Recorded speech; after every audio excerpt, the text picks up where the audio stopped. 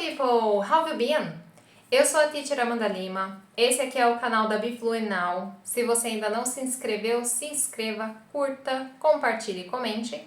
E vamos aprender inglês sem perder tempo. Shall we get started?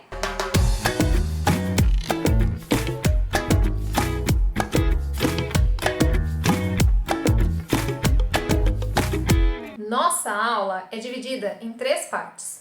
No primeiro momento, a gente faz a leitura de um diálogo, 3 vezes. Na primeira vez, vocês não veem o diálogo. Na segunda vez, vocês vão ver o diálogo e eu vou fazer pausas entre uma fala e outra para vocês poderem repetir. E na terceira parte, a gente faz a leitura toda em inglês e vocês vão ver em português. Na sequência, a gente fala um pouquinho de gramática e finaliza com um exercício para poder praticar e fixar. Então, vamos começar. Let's go! O tema de hoje é Nature Conservation. Nature Conservation. Conservação da natureza. Namaste, people! Did you bring your yoga mats for today's practice? Yeah, we did. Are we gonna start with the pranayama or the asanas? Neither one nor the one another. Firstly, we ought to talk about nature conservation. This is rather important to be discussed, and it might be broad and said. I've conceived the project of workshops to bring down to earth the subject clearly. That's terrific! I'm a teacher and I may convince my coordinator to roll this project on for all of the students. Nature is the basis for our survival on earth. I'd love it, and let's get straight to the differences we had better know about conservation and preservation. Conservation is protecting natural areas so they can be used in a sustainable way by humans, and preservation is the protection of natural areas from human activities. Straight to the point. Now we should list a few aspects of conservation.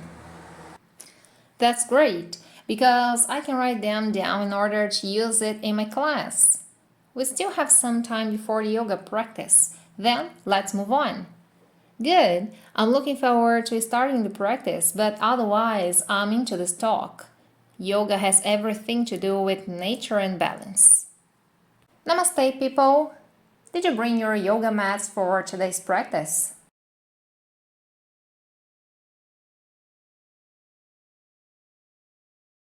Yeah, we did. Are we gonna start with the pranayama or the asanas?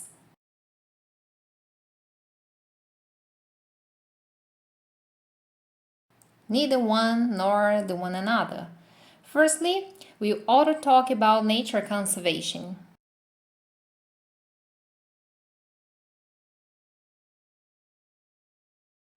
This is rather important to be discussed, and it might be broad and said.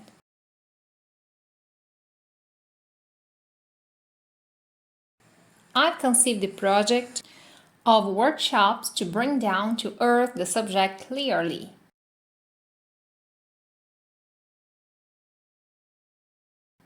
That's terrific! I'm a teacher and I may convince my coordinator to roll this project on for all of the students. Nature is the basis for our survival on earth.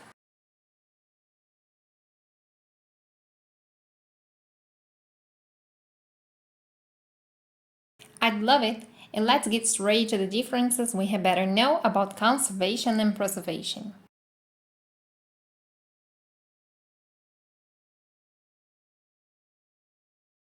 Conservation is protecting natural areas so they can be used in a sustainable way by humans, and preservation is the protection of natural areas from human activities.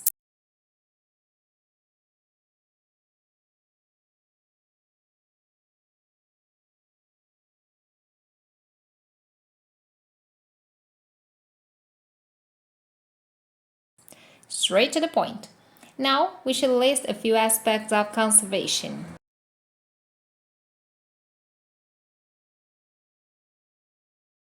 That's great, because I can write them down in order to use it in my class.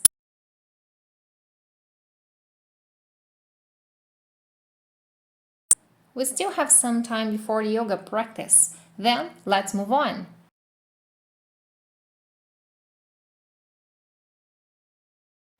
Good. I'm looking forward to starting the practice, but otherwise, I'm into this talk.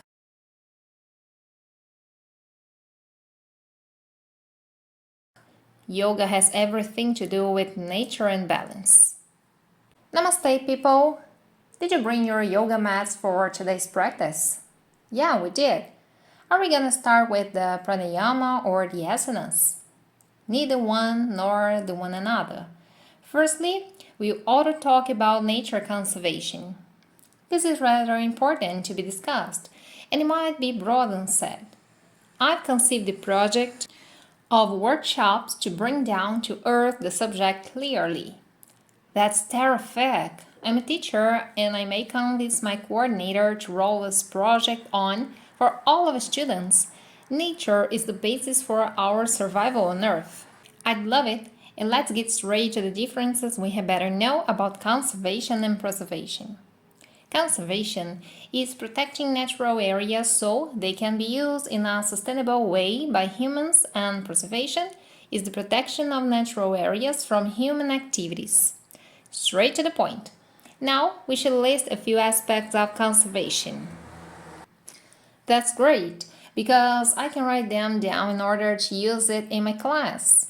We still have some time before the yoga practice. Then let's move on. Good. I'm looking forward to starting the practice, but otherwise I'm into this talk.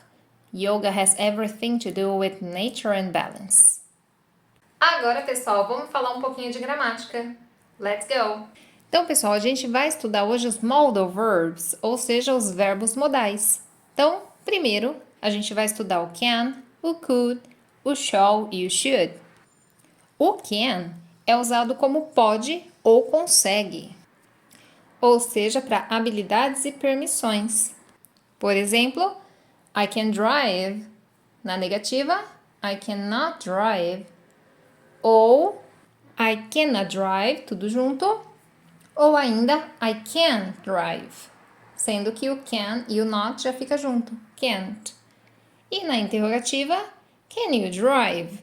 Então, o modal ele vem para frente, trocando de lugar com o sujeito. O could significa poderia, podia, conseguiria. Então, ele tem a ideia também de possibilidade, habilidade, mas ele também expressa coisas que a gente podia fazer, ou seja, coisas que eram possíveis antes.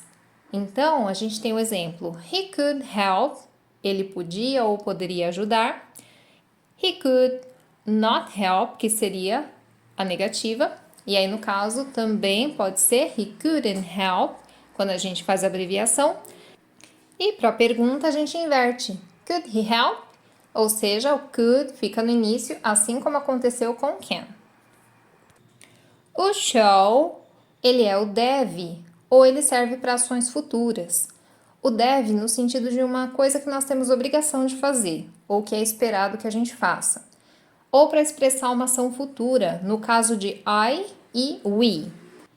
Por exemplo, she shall play, she shall not play, ou a abreviação she shan't play, que seria o shall com o not, e shall she play. Então, nesse caso, a gente tem o dever. Por quê? Se for no sentido de ação futura, substituindo o will, só vai poder funcionar para I, que é a primeira pessoa do singular, e we, que é a primeira pessoa do plural, eu ou nós. E por último, o should, que é o deveria. Então, no caso, quando a gente dá um conselho, ou quando a gente imagina alguma coisa que alguém deveria fazer. They should work, na afirmativa. They should not work, negativa. Ou they shouldn't work. E a pergunta, should they work? Seguindo a mesma regra anterior. A gente troca o modal e coloca ele na frente do sujeito.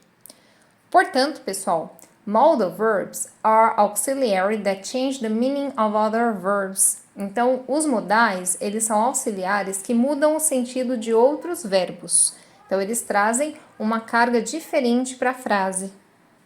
Agora, vamos fazer um exercício de fixação. Let's go!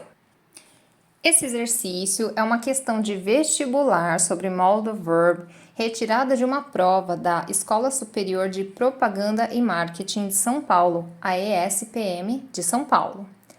A questão é: Alfredo's score on the test is the highest in the class. Ou seja, a pontuação do Alfredo no teste, na prova, é a mais alta na sala. Ou seja, na aula, né? In the class. Ele... Então, a primeira opção, gente, should study last night. Deveria estudar na última noite ou na noite passada. Should have studied last night. Deveria ter estudado na noite passada. Must have studied last night. Deve ter estudado na noite passada. Needn't have studied last night. Não precisa ter estudado na noite passada. E used to study at nights. Costumava estudar às noites. Então, recapitulando, should, deveria, ideia de conselho. O must, que nós não vimos antes, mas ele dá a ideia de uma suposição. O need, que dá uma ideia de necessidade. E o used to, que é costume, algo que nós costumávamos fazer.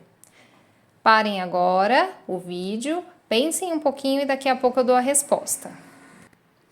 Muito bem, pessoal, então a resposta é a number 3. Must have studied last night. Então a frase fica: a pontuação do Alfredo na prova é a mais alta na aula. Ele deve ter estudado a noite passada. Então, quem respondeu essa, acertou. Muito bem, pessoal, eu espero que vocês tenham curtido, que vocês tenham aproveitado. Qualquer dúvida, deixem comentários e a gente se vê na próxima. So, that's all for today. Thank you for coming. See you next class. Bye!